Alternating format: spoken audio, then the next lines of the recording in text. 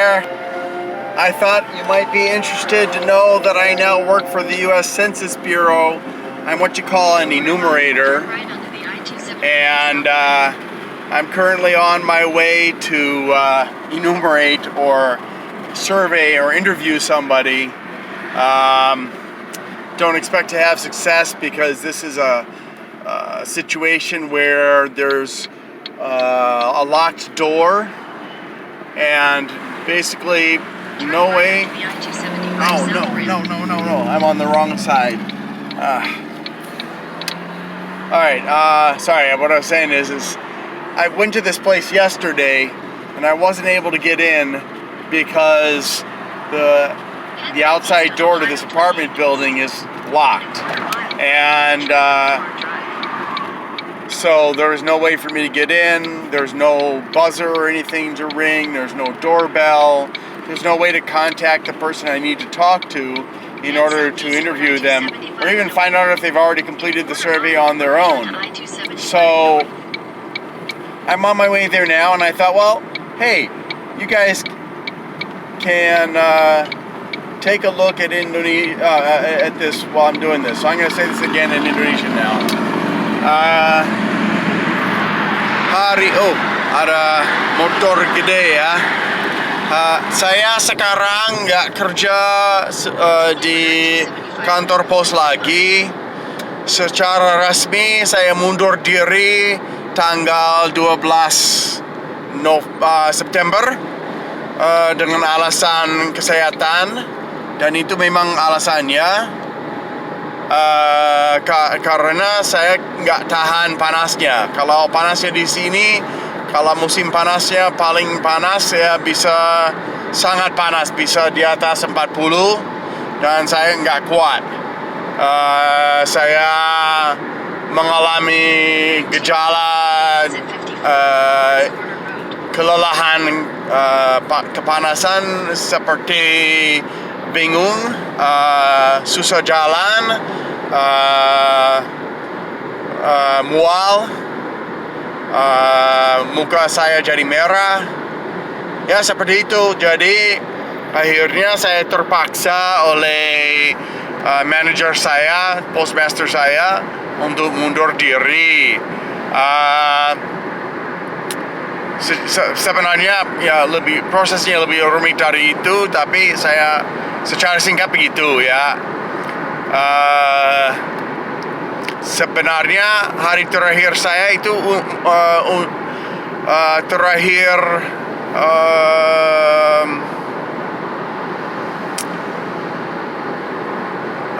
bagian akhir Juli saya selesai kerja di kantor pos.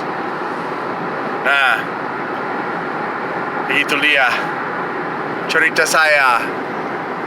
Dan sekarang saya di jalan raya, namanya highway atau freeway.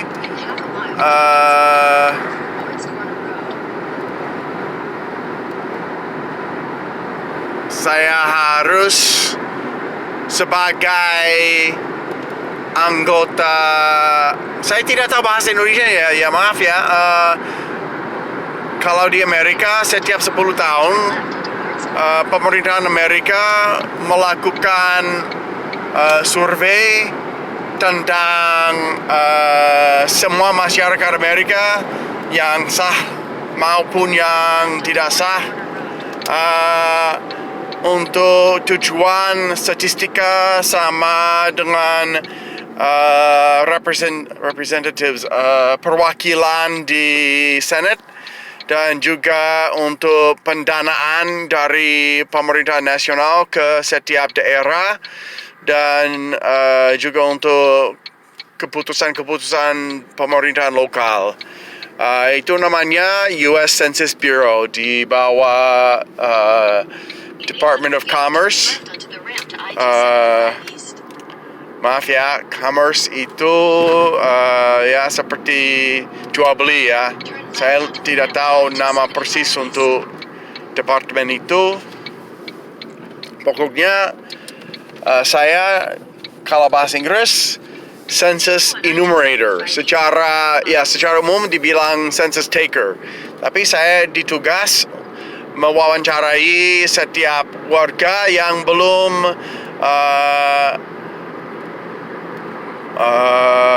menyelesaikan survei tentang perumahan mereka, rumah mereka. Jadi saya wajib ke setiap rumah di mana mereka tidak mau atau tidak bisa menyelesaikannya dengan diri sendiri dan berusaha membujuk mereka kerjasama dengan saya, menghabiskan mungkin 10 menit atau kurang untuk melakukan wawancaranya. Ini HP ini atau SP ini SP resmi dari pemerintahan yang saya dapat pakai untuk tugas saya sebagai pegawai negeri, dan tidak ada CPS ya. Tidak ada eksaminasi. Saya kasih CV saya, terus mereka menelepon, tanya beberapa pertanyaan, kemudian mereka suruh saya ke suatu tempat untuk sidik jari saya, kemudian ada orientasi, ada secara online, ada pelatihan yang mungkin menghabiskan 2 hari, 16 jam. Dari waktu saya masuk orientasi, saya sudah resmi jadi pegawai negeri lagi. Di kantor pos saya juga pegawai negeri ya. Terus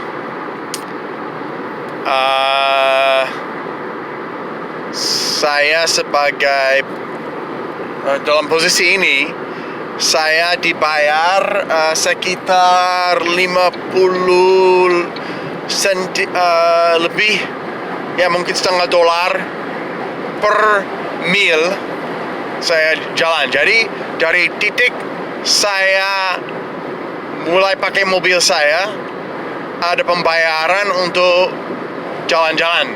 Terus saya juga dibayar per jam sekitar $17 lebih. Lumayan, tidak secukupnya, tidak sebanyak yang saya butuh untuk masa depan saya dan Jasmine dan Regi, tapi ya lumayan ya. Jadi dari titik saya mulai sampai selesai saya dibayar. Terus kalau saya harus di luar waktu itu, saya harus bicara sama supervisor atau manajer saya juga dibayar. Tapi kalau saya makan siang, makan malam, beli bensin, gak dibayar. Itu harus dipotong dari laporan saya. Setiap hari saya harus melaporkan berapa jam, mulai dari kapan sampai kapan, berapa mil, dan kalau ada pengeluaran lain itu harus dilaporkan juga. Ini semua yang Anda lihat di luar ya. Oh maaf ya, secara resmi ya, itu kartu identitas saya yang saya selalu harus pakai sambil kerja. Dan itu tas kerja saya. Di dalamnya hanya alat-alat yang dibutuhkan ya. Contoh ada surat yang menjelaskan kepada penghuni rumah atau apartemen bahwa sudah kunjungi dan nomor kasus mereka supaya mereka bisa menyelesaikannya secara online atau lewat telepon. Terus ada pengumuman tentang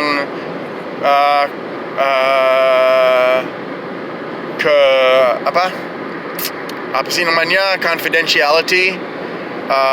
Pokoknya informasi yang kami dapat dari mereka tidak boleh dibagi sama bagian pemerintahan lain, hanya dipakai untuk statistik. Dan juga siapa yang kami menghitung dan siapa yang kami tidak menghitung. Setiap orang yang dihitung sesuai dengan alamat pada tanggal 1 April 2020 ya, 2020 ya. Jadi kadang-kadang susah kalau ke apartemen atau rumah yang disewa. Kalau orang baru masuk setelah tanggal itu, biasanya mereka tidak tahu tentang penghuni yang sebelumnya, apakah ada sebelum pada saat tanggal 1 April atau tidak. Jadi kadang-kadang susah. Terus perangkat lunak yang dipakai tidak begitu bagus.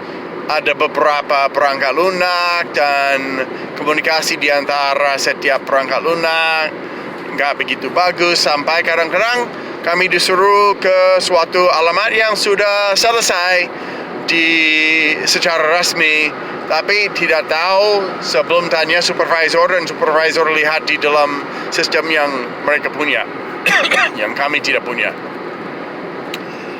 Jadi kadang-kadang para warga negara Amerika yang dikunjungi terus-menerus sama dengan tetangga-tetangganya jadi marah. Dan juga kalau manajer apartemen atau manajer tanah, mereka juga bisa jadi marah karena sudah kasih informasi tapi dikunjungi lagi dan lagi dan lagi, dan ya kasihan. Dan saya sedikit malu, tapi ya saya nggak ada pilihan karena saya tidak tahu apakah 10 tahun lalu caranya beda, masih pakai kertas atau sudah pakai aplikasi di SP pada 2010.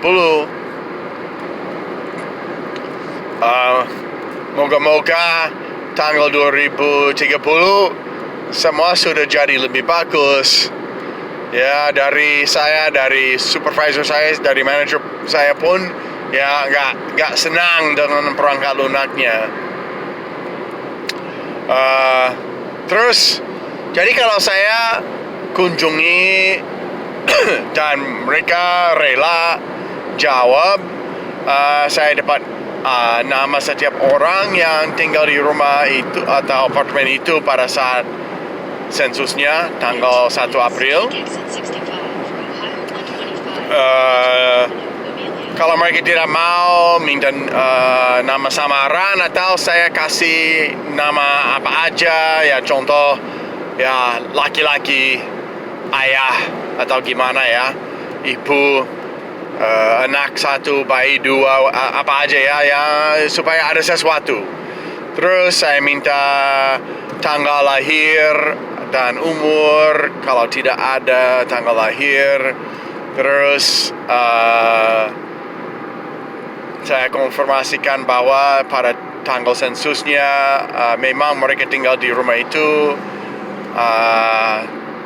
dan juga saya tanya apakah mereka berasal dari negara Latino, maksudnya Amerika Latin ya, atau Amerika Selatan, Haiti, Cuba, ataupun Spanyol ya. Dan setelah itu saya tanya ras mereka, apakah mereka Caucasian ya, putih ya, bule, atau orang kulit hitam seperti orang Afrika, orang Haiti pun ada yang seperti yang bisa dianggap seperti itu, atau orang Asia, atau orang yang dari keturunan lain. Dan saya minta penjelasan kalau mereka tahu.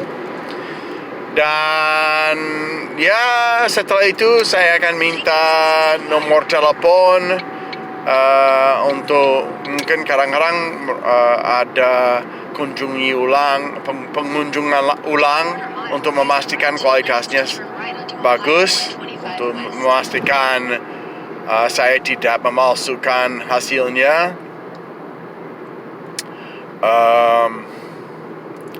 Apalagi ya?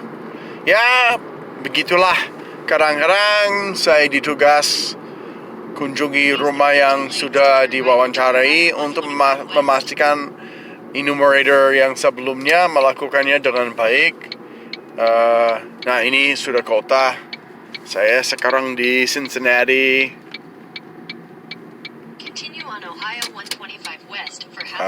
Maaf. Jadi itu rumah makan Butterbees, terus ada pom bensin sana, dan itu rumah makan cepat saji White Castle itu mereka terkenal untuk burger yang berbentuk persegi empat. Itu juga Frisch's Big Boy, itu juga restoran yang udah lama, itu hotel, atau maaf ya, itu motel karena masuk dari luar. Namanya Best Western dan Big Boy itu sudah lama ada. Waktu saya kecil ada. BP itu British Petroleum yang dari Inggris.